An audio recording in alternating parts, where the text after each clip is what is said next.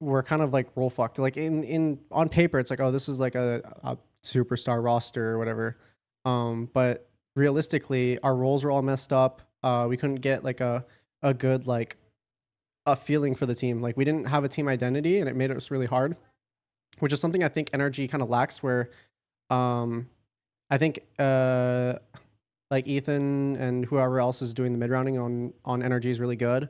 But I think like overall, like I do think it's something that they were kind of lacking before. And I do think that Demon1 is like definitely more of like a passive player. If you think of like a duelist, he's more similar to like Cryo.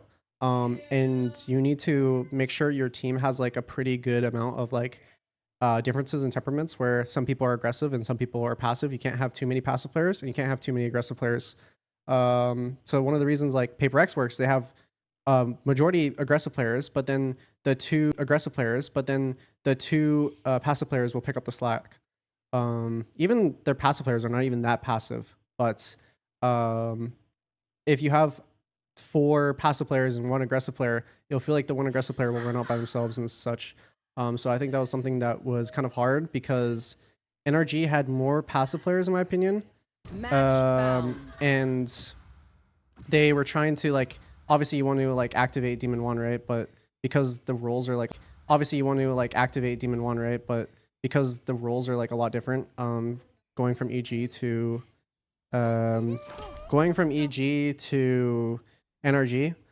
Like before, they would have the scaling power of both Jojimo and Boostio. Like both those guys ran out no matter what, and that kind of like definitely unlocked him because I think Demon1's really good at like getting trade kills and such. It's kind of similar to me. Like when I was a secondary duelist, I played really well, and then when that secondary duelist role kind of faded away in existence, then I got put onto like solo duelist, which is like solo entry, and I started playing a lot worse just because it's not something I'm really familiar with.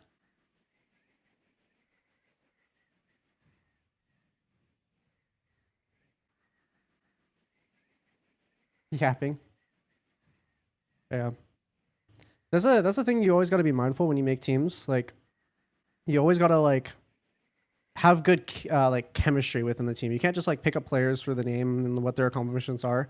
If the players don't work together well, either in game or out of game, then it's just not going to work. Hey Scoopy, To wanna be watch a movie tonight? possibly, Oh, it won't work. that's no.